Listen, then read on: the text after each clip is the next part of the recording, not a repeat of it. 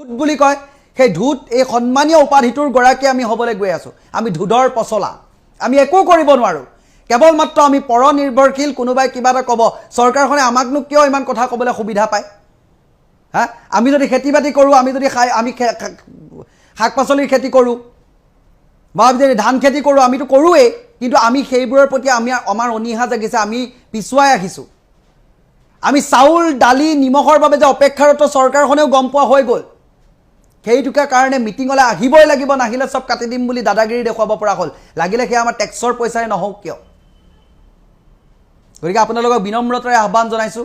পৰজীৱী নহব এটা ডাঙৰ ভাইৰাছ হৈছে এই পৰজীৱী এই আঁচনিখন হৈছে এটা ডাঙৰ ভাইৰাছ পৰজীৱী হৈ পংগুত্বৰ জীৱন কটাবলৈ আগুৱাই লৈ যোৱা এটা বস্তু হয় কালৰো কাল বিপৰীত কাল ফ্ৰী ডালি চেলি মিঠাতেল খোৱাতকৈ পেটত গামোচা মাৰি থকাই ভাল জুন মাহতে আঁচনিখনৰ বস্তু কেইটামান ডালি চেনি নিমখ নাপাওঁ বুলি কলতে হোৱা দোৱা লগোৱা সেই পৰজীৱীসকলক ক'ব বিচাৰিছো আঁচনি নামৰ এই বস্তুটো এটা ডাঙৰ ভাইৰাছ হয় আঁচনিয়ে মানুহৰ কৰ্মস্পৃহা নাইকিয়া কৰে আঁচনিয়ে মানুহক পংগুত্বৰ দিশে আগুৱাই নিয়ে আমাৰ কাম বন কৰিবলৈ হেঁপাহ স্পৃহা একো নাইকিয়া হ'ল 11 তাৰিখে দাইল দিব চেনি দিব নিমখ দিব মিঠাতেল দিব আমি খাম চৰকাৰে দিব আমি পাম খেতি পথাৰলৈ কেলে যাম আমি শাক-পাচলি খেতি কেলে কৰিম চৰকাৰে 1250 টকা দিব মুনাটো লৈ যাম আমি হেয়াই বস্তু আনিম কিন্তু তাৰ পিছত কম মূল্য বৃদ্ধি এনেকুৱা কিয় হৈছে আমি পৰজীৱীলৈকে ৰূপান্তৰিত হৈছো চৰকাৰে দিলেহে যে আমি খাম অসমীয়া জাতিটো তেনেকুৱা নাছিলে আৰু বৰ্তমান সময়ত কিন্তু ফকৰা যোজনা হৈ থকা নাই বাস্তৱত ৰূপায়িত হ'বলৈ গৈ আছে আমাক যে মানুহে ধূত বুলি কয় সেই ধূত এই সন্মানীয় উপাধিটোৰ গৰাকী আমি হ'বলৈ গৈ আছো আমি ধুদৰ পছলা আমি একো কৰিব নোৱাৰো কেৱল মাত্ৰ আমি পৰনিৰ্ভৰশীল কোনোবাই কিবা এটা ক'ব চৰকাৰখনে আমাকনো কিয় ইমান কথা ক'বলৈ সুবিধা পায় হা আমি যদি খেতি-বাতি কৰো আমি যদি আমি শাক-পাচলিৰ খেতি কৰো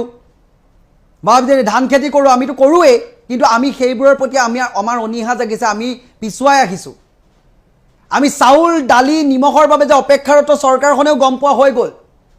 সেইটোকে কাৰণে মিটিংলৈ আহিবই লাগিব নাহিলে সব কাটি দিম বুলি দাদাগিৰি দেখুৱাব পৰা হ'ল লাগিলে কি আমাৰ টেক্সৰ পইচাৰে নহওক কিয় গতিকে আপোনালোকক বিনম্ৰতাৰে আহ্বান জনাইছো পৰজীৱী নহব এটা ডাঙৰ ভাইৰাছ হৈছে এই পৰজীৱী এই আঁচনিখন হৈছে এটা ডাঙৰ ভাইৰাছ পৰজীৱী হৈ পংগুত্তৰ জীৱন কটাবলৈ আগুৱাই লৈ যোৱা এটা বস্তু হয় কালৰো কাল বিপৰীত কাল ফ্ৰী ডালি চেলি মিঠাতেল খোৱাতকৈ পেটত গামোচা মাৰি থকাই ভাল ফ্ৰী আঁচনিয়ে বৰ্তমান সময়ত পংগু কৰিছে আমাৰ অসমীয়া জাতিটোক ফ্ৰী আঁচনিয়ে কৰ্মসংস্থাপনৰ প্ৰতি মানুহৰ আগ্ৰহ একেবাৰে কমাই পঠালে খেতি-বাতি কৰবাত আছে মানুহ আজি কেৱল মাত্ৰ মিটিং মাটাঙত ব্যস্ত হৈ থকাতেই তেখেতলোক সীমাবদ্ধ হৈ থাকি ফ্ৰী আঁচনিৰ বাবে চৰকাৰৰ ঋণৰ বোজা বাঢ়ি গ'ল ৰাজহতকৈ ব্যয় বৰ্তমান সময়ত বাঢ়ি গ'ল আৰু সেই ঋণৰ বোজা কোনে বহন কৰিছে ভৱিষ্যত প্ৰজন্মই আপোনাৰ সন্তান জন্ম হৈ ঋণৰ বোজা লৈ তেখেতলোক উপজিবলগীয়া হৈছে হে কাৰ বাবে কেৱল মাত্ৰ আমাৰ এই পংগু জাতিটোৰ বাবে আমি ধূত বুলি আমাৰ বহু সন্মানেৰে সন্মানিত আমি বহুখিনি সময়ত হৈ থাকো আৰু সেই বস্তুটো আমি বাৰে বাৰে প্ৰমাণ আমি পাই আছো চৰকাৰখনে আঁচনি যদি বন্ধ কৰি দিয়ে তাক আমি মোষ্ট ওয়েলকাম জনাম আঁচনিয়ে মানুহক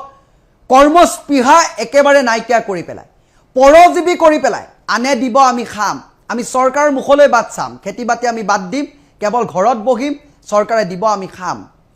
12 তাৰিখে চাউল পাম দাইল পাম মিঠাতেল পাম গতিকে আমি পথাৰলৈ কেলে যাম তেনেকুৱা ধৰণৰ কথাবাৰ্তাবোৰ মানুহবোৰৰ মনত বৰ্তমান সময়ত নিগাজিকৈ স্থাপন হৈছে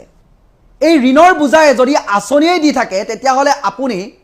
কেনেকৈ আশা কৰিব পাৰে স্বাস্থ্য খণ্ডৰ উন্নতিৰ কথা আপোনালোকে কেনেকৈ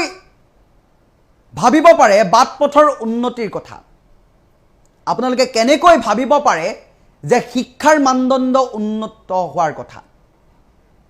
এই টকাবোৰ এই আঁচনিৰ নামতে বাৰে বাৰে তো খেদাইছে কিমান কোটি টকা আপোনালোকে ব্যয় কৰে জানে কৃষক পেঞ্চনৰ নামত কিমান কোটি টকা ব্যয় কৰে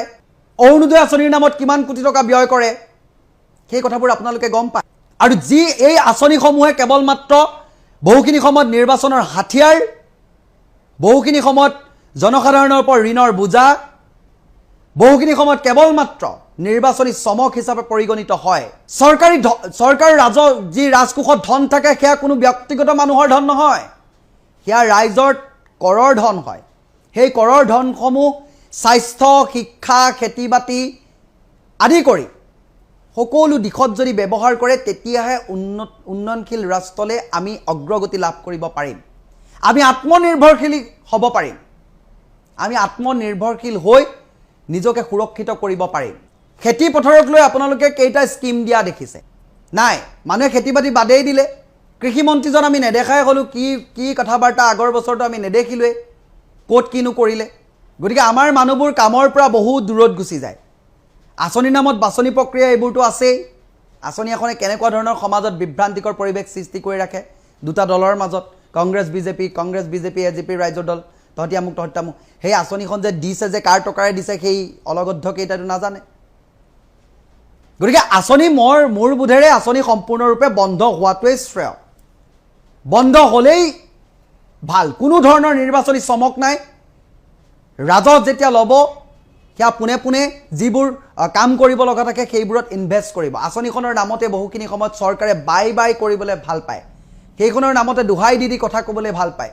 মঞ্চত উঠোতে ক'ত কিমান বেলেগ পথৰ নামত খৰচ কৰিলে সেইবোৰ কথা নাই কেৱল মাত্ৰ আঁচনিৰ নামত কিমান খৰচা হ'ল এইখিনি কথাই চৰকাৰৰ ফালৰ পৰা প্ৰডিউচ কৰা হ'ল গতিকে আপোনালোকে ভাবক আঁচনি কিমান মাৰাত্মক এটা ডাঙৰ ভাইৰাছ হৈছে আঁচনি